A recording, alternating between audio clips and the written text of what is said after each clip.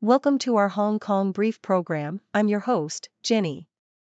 Today, we dive into the mixed results of Asian shares as Wall Street's tech giants face a rocky road, with oil and gas companies trying to keep things afloat. Meanwhile, a cultured meat startup, Vow, is making headlines for laying off a significant portion of its workforce due to regulatory hurdles, despite having raised millions in funding. In more exciting news, Hong Kong passport holders will soon enjoy visa-on-arrival access to Saudi Arabia, making travel to the Gulf Cooperation Council countries a breeze. This new policy is set to kick off tomorrow, allowing more flexibility for travelers. Stay tuned as we explore these stories and more in detail, including the implications of these developments on the local economy and international relations. Please continue to watch for the full content. Associated Press reports that Asian shares exhibited a mixed performance on Tuesday, reflecting the volatility witnessed on Wall Street, where gains in oil and gas sectors helped cushion the blow from declines in major tech stocks like Nvidia. Japan's Nikkei 225 index fell by 1.8% as it reopened after a holiday, while Australia's S&P ASX 200 saw a slight increase. The current account in Japan showed a notable rise, indicating a healthy foreign exchange position.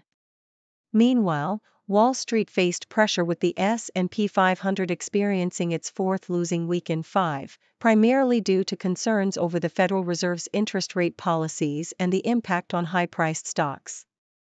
Notably, Moderna's stock plummeted by 16.8% following disappointing revenue forecasts. The Sydney Morning Herald highlights the challenges faced by Vow, a cultured meat startup, as it announces a 30% reduction in its workforce due to slower-than-expected regulatory approvals. Despite raising over $50 million from prominent investors, the company has struggled to secure the necessary approvals to sell its innovative meat products, such as woolly Mammoth Meatballs, in Australia. CEO George Peppu expressed the difficulty of the decision but emphasized the need for the company to focus on achieving market fit and regulatory approval. Vow's predicament reflects broader issues within the alternative meat sector, where many startups have faced setbacks as consumer demand has not met expectations. The South China Morning Post discusses the implications of Meta's decision to end its fact-checking program, a move that parallels similar actions by other tech giants. This shift, combined with the rise of misinformation fueled by AI, poses significant risks to public trust in information sources. The article draws historical parallels to past efforts to manipulate narratives and highlights the critical need for individuals to question the information they consume. As misinformation spreads rapidly, the absence of fact-checking may exacerbate societal divisions. The author calls for a collective effort to uphold truth as a foundational element for progress, urging leaders and individuals alike to prioritize factual narratives in today's complex information landscape.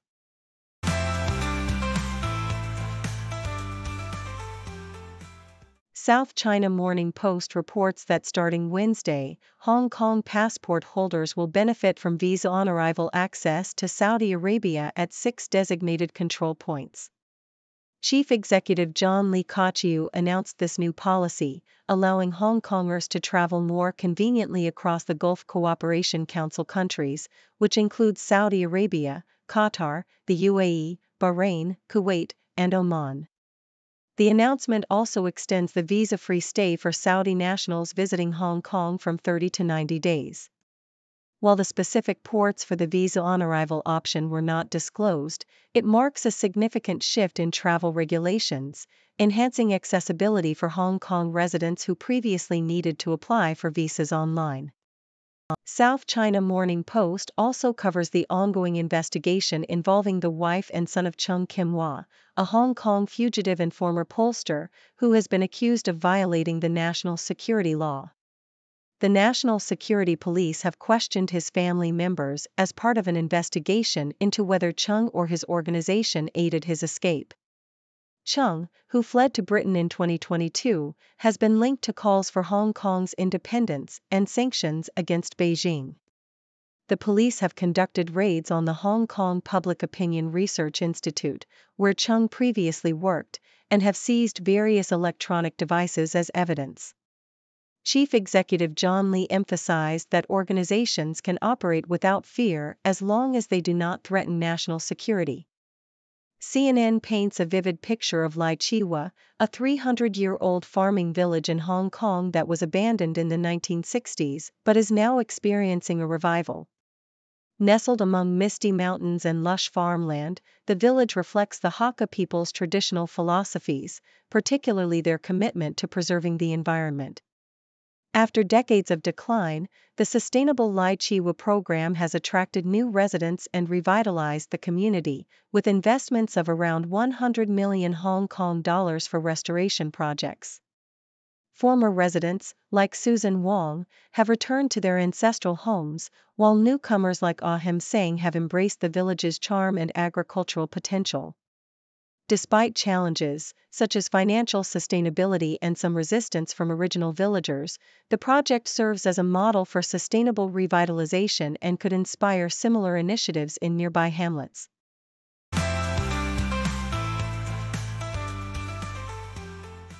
South China Morning Post reports that Hong Kong's stock market has shown signs of recovery after a slump, with the Hang Seng Index increasing by 0.6% to 18,979.99. This rebound follows the China Securities Regulatory Commission's (CSRC) commitment to stabilize the market, which has faced challenges since the beginning of the year. Notable gains were seen in various sectors, including a 3.3% rise for biotech firm Wuxi AppTech after a significant stake sale. Other companies like Meituan and JD.com also saw increases in their stock prices, demonstrating a positive shift in investor sentiment. The CSRC's announcement emphasized the importance of maintaining market stability and hinted at collaborative efforts with the central bank to support stock purchases, with projections from UBS Group suggesting that Chinese stocks may see further growth by the end of 2025. In another development, Pakistan is set to issue yuan-denominated panda bonds as part of its strategy to enhance economic ties with China, according to the South China Morning Post. Finance Minister Mohammad Aurangzeb revealed plans to raise between $200 million and $250 million from Chinese investors, aiming to diversify Pakistan's funding sources. This initiative will coincide with a renewed focus on the China-Pakistan Economic Corridor, CPEC, which is crucial for increasing bilateral trade and investment. The minister highlighted the importance of transforming Pakistan's economy from an import-led model to an export-driven one, particularly through the second phase of CPEC, which aims to establish special economic zones and attract Chinese businesses. Despite facing economic challenges, including high inflation and a low credit rating, Aurangzeb expressed optimism about improving Pakistan's financial standing and fostering cooperation with China. In a heartwarming story shared by the South China Morning Post, a 124-year-old woman named Qiu Chaisher from Nanchong, Sichuan Province, has captivated the hearts of many with her longevity secrets and resilient spirit. Celebrating her birthday with family spanning 6 generations, Qiu attributes her long life to a simple routine that includes eating lard rice, taking walks after meals, and maintaining a positive attitude. Despite facing numerous hardships, including the loss of loved ones and raising her grandchildren, Qiu remains sharp-witted and active, managing daily chores independently. Her granddaughter praises her grandmother's ability to bounce back from adversity with laughter and optimism, a sentiment echoed by netizens who admire her legendary life journey. As one of the many centenarians in China, Qiu's story reflects the country's increasing life expectancy and the remarkable experiences of those who have witnessed its profound historical changes.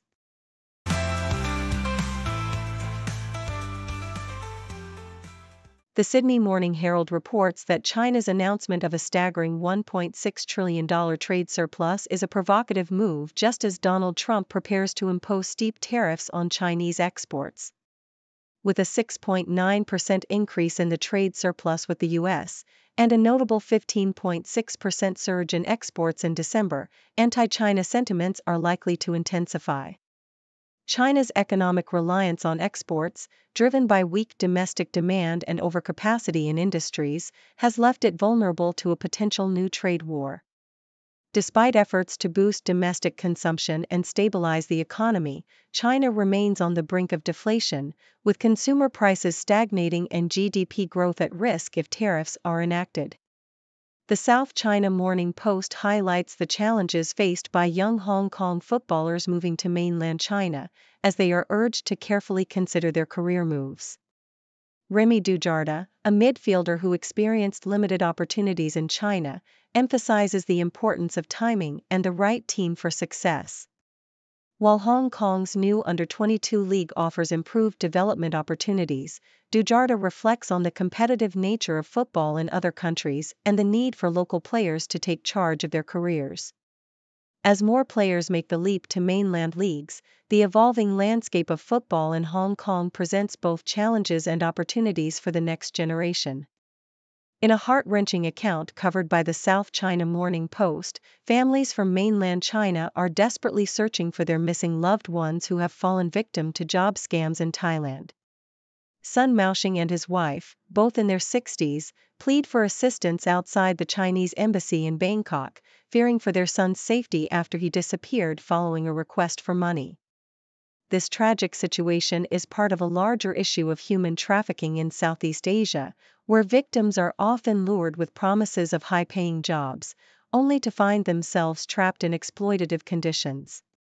The plight of these families has drawn attention to the growing problem of scams and the urgent need for authorities to address the safety of citizens abroad.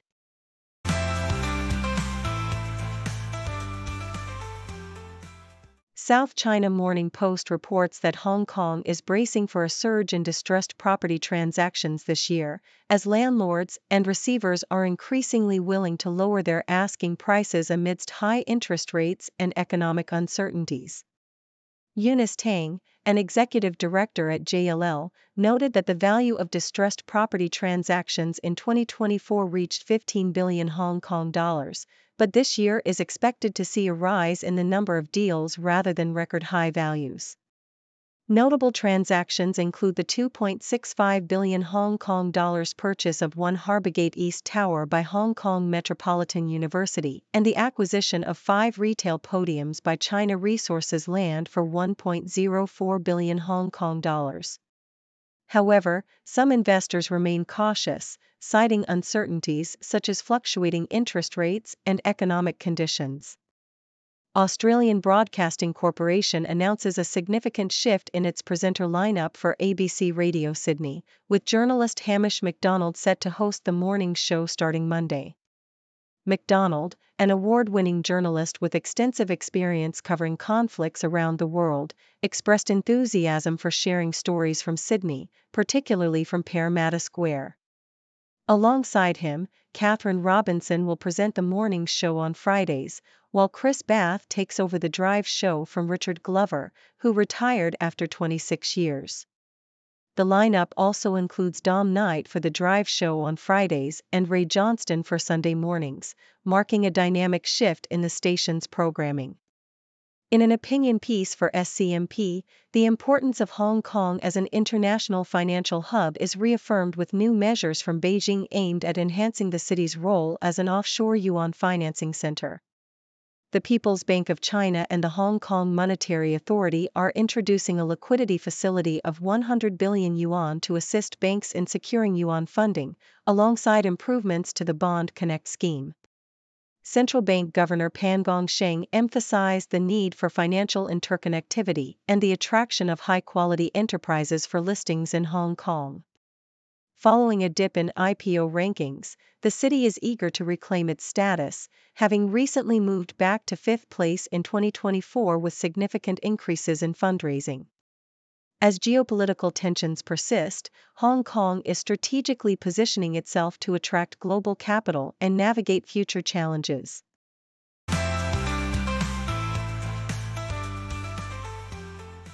Thank you for tuning in. The content above showcases the latest briefing reports and analytical synopses, thoughtfully curated by the 6Do team.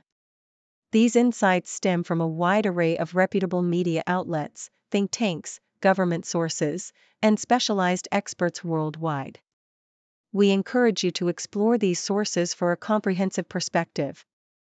Keep in mind that while the content may not always align with the official standpoint of 6Do Brief, it's not meant to be taken as absolute directives for decision-making.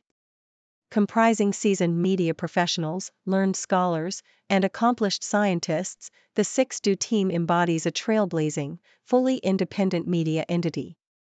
To customize 6Do Brief to meet your professional needs, you have the option to subscribe to a diverse array of briefings on our website, 6dobrief.com. Regardless of your location, you can conveniently receive 6Do Brief via email. Turn the lights on screen. What's the latest scene? Just you and me, laugh and disagree. On the couch we sit, talk about the hits, news and bits, chat through all the fits. 6-degree chats. Gotta talk about that. Line crazy chat. Share where we're at. From the weather change to the world's big stage, everything's fair game under our spotlight's flame. Grab a coffee quick, get your hot takes thick. We're here to mix and pick, every topic's our flick. 6-degree chats.